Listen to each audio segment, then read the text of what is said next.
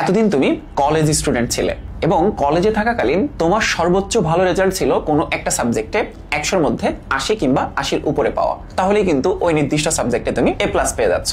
So তুমি HSC কিংবা college লাইফে সব থেকে ভালো করছো কিনা সেটা ডিপেন্ড করছে তোমার যতগুলো বিষয় রয়েছে সবগুলো বিষয়ে তুমি 80-র উপরে নাম্বার পাচ্ছ কিনা। 80-র উপরে যদি তুমি সবগুলো বিষয়ে নাম্বার পাও তাইলেই তুমি কিন্তু গোল্ডেন A+ পেয়ে যাচ্ছ, তাই না?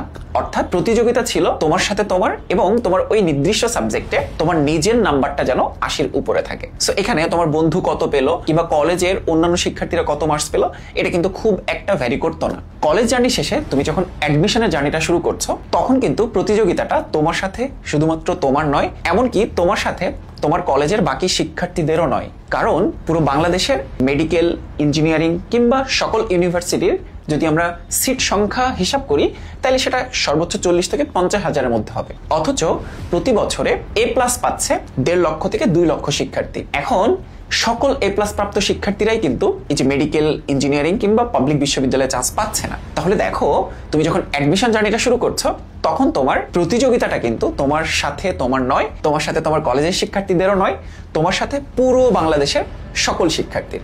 সো এখানে এই প্রতিযোগিতায় টিকে থাকতে হলে তোমাকে অনেকগুলো বিষয় খেয়াল রাখতে হবে। সো আজকে এই ভিডিওতে যে 4টা বিষয়ে তোমাকে আসলে খেয়াল রাখতে হবে সেটাই আমি ডিসকাস করব। সো প্রথমে তোমাকে যে বিষয়টা মাথায় রাখতে হবে সেটা হচ্ছে মাইন্ডসেট। অর্থাৎ অ্যাডমিশন মানেই প্রতিযোগিতা তোমার সাথে তোমার নয়, অ্যাডমিশন মানে প্রতিযোগিতা তোমার সাথে পুরো বাংলাদেশের সকল শিক্ষার্থী। অর্থাৎ এইচএসসিতে থাকাকালীন ছিল মি ভার্সেস মি, আর এখন হচ্ছে me versus all students of Bangladesh. So এখানে তোমাকে পুরো বাংলাদেশের সকল শিক্ষার্থীদের সাথে প্রতিযোগিতা করতে হবে। সো এই মাইন্ডসেটটা নিয়ে যদি তুমি জার্নি শুরু না করো তাহলে দেখা যাবে বিগত 12 বছরে তুমি যেই মাইন্ডসেটটা নিয়ে পড়াশোনা করেছো এই মাইন্ডসেটের জন্যই তুমি তোমার মধ্যে জেদ তৈরি করতে পারবে না, তুমি পড়াশোনায় পিছিয়ে পড়বে। সো পয়েন্ট নাম্বার 1, তোমার সাথে তোমার প্রতিযোগিতা নয়, তোমার সাথে প্রতিযোগিতা পুরো বাংলাদেশের সকল শিক্ষার্থী। 2, এখানে যে তোমার একদিন আগে পড়া শুরু করবে, অর্থাৎ যে তোমার থেকে আগে প্রস্তুতি শুরু করবে, তুমি শিওর থাকো সে তোমার থেকে অনেক বেশি এগিয়ে থাকবে। অর্থাৎ টাইমের হিসাবে যে তোমার থেকে 1 ঘন্টা আগে প্রস্তুতি নেওয়া শুরু করছে সে তোমার থেকে কিন্তু 1 ঘন্টা এগিয়ে যাবে। সো টাইম ম্যানেজমেন্টটা কেন জরুরি? কারণ সলিড 3 মাসের প্রস্তুতিতে তোমাকে অ্যাডমিশনে ওই যে এত লক্ষাধিক শিক্ষার্থীর মধ্যে তোমার সিটটা দখল করতে হবে। সো যে তোমার আগে থেকে প্রস্তুতি শুরু করছে, কয়েকদিন আগে থেকে প্রস্তুতি শুরু করবে, তার থেকে তুমি যদি নিজেকে এগিয়ে রাখতে চাও তাহলে কোনোভাবেই যে তোমার থেকে এগিয়ে যেতে পারে, আগে থেকে প্রস্তুতি শুরু করতে পারে, তার থেকে পিছিয়ে যাওয়া যাবে না। সো এরপর পয়েন্ট নাম্বার 3, তুমি অ্যাডমিশনের জন্য কোনো না কোনো একটা কোচিংয়ে ভর্তি হচ্ছ, তাই না?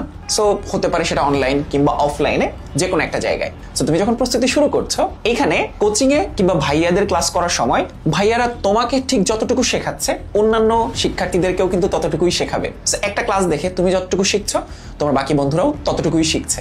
সো কোচিং এর ওই পড়াশোনায় তুমি কিন্তু অন্য বন্ধুদের সাথে তোমার পার্থক্য তৈরি করতে পারছো না। পার্থক্যটা তৈরি হবে কোচিং থেকে আসার পরে তুমি তোমার পড়ার টেবিলে কিভাবে পড়ছো, পড়ার টেবিলে কিভাবে প্র্যাকটিস করছো, কতটা সময় ধরে পড়াশোনা করছো তার উপরে। আমরা ভুল করে ফেলি, কোচিং এ অনেক ভালো করছি কিংবা কোচিং এ অনেক ভালো ক্লাস হচ্ছে এই জন্যই মনে করা শুরু করি আমি ভালো কোথাও চান্স পেয়ে যাবো। কিন্তু এখানে প্রতিযোগিতাটা কিন্তু তোমার সাথে তোমার নয়, প্রতিযোগিতাটা তোমার সাথে পুরো বাংলাদেশের সকল শিক্ষার্থী। এই জন্য কোচিং এর ওই সময়টা বাদে তুমি তোমার পড়ার টেবিলে কতটুকু সময় দিচ্ছ এবং কত ভালো পড়ছো, কত ভালো প্র্যাকটিস করছো তার উপর ডিপেন্ড করছে তোমার চান্স পাওয়া। এবং সর্বশেষ 4 নাম্বার, যেটা সব থেকে বেশি গুরুত্বপূর্ণ, সেটা হচ্ছে আজকে তুমি পরীক্ষায় যত মার্কস পেয়েছো আগামী দিন তুমি যেন পরীক্ষায় তার থেকে 1 মার্কস হলেও বেশি পাও, এটা তোমাকে নিশ্চিত করতে হবে। তার মানে আজকে 100-তে তুমি 70 পেয়েছো, পরবর্তী দিন তোমাকে চেষ্টা করতে হবে 71, 72, 74, 75 একটু একটু করে প্রোগ্রেস করা।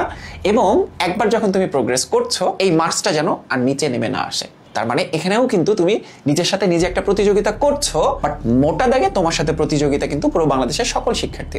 এই জন্য প্রতিদিন গত দিনের থেকে যেমন বেশি পড়াশোনা করছো, প্রতিদিন গত দিনের থেকে এক্সামে যেন বেশি ভালো করতে পারো, এই জেদটা তোমার মধ্যে থাকতে হবে। সো এইচএসসি জার্নি শেষে অ্যাডমিশনের জার্নিটা শুরু করেছো, এই জার্নিটা মাত্র 3 থেকে 4 মাসের। সো এই জার্নিতে এই মাইন্ডসেট গুলো এবং এই রুলস গুলো তুমি যদি ফলো না করো দেখা যাবে 2 লক্ষ শিক্ষার্থী A+ পাচ্ছে, চান্স পাচ্ছে মোটা দাগে 30 থেকে 40 কিংবা 50,000 শিক্ষার্থী। সো তুমি কি ওই 50,000 শিক্ষার্থীদের মধ্যে থাকতে চাও নাকি চান্স না পাওয়া 1.5 লক্ষ শিক্ষার্থীদের মধ্যে থাকতে চাও? সেই সিদ্ধান্ত তোমার। সো হোপফুলি তোমরা সবাই এই রুলস গুলো মেনে চলবে এবং অ্যাডমিশনে তোমার কাঙ্ক্ষিত লক্ষ্যে পৌঁছাবে।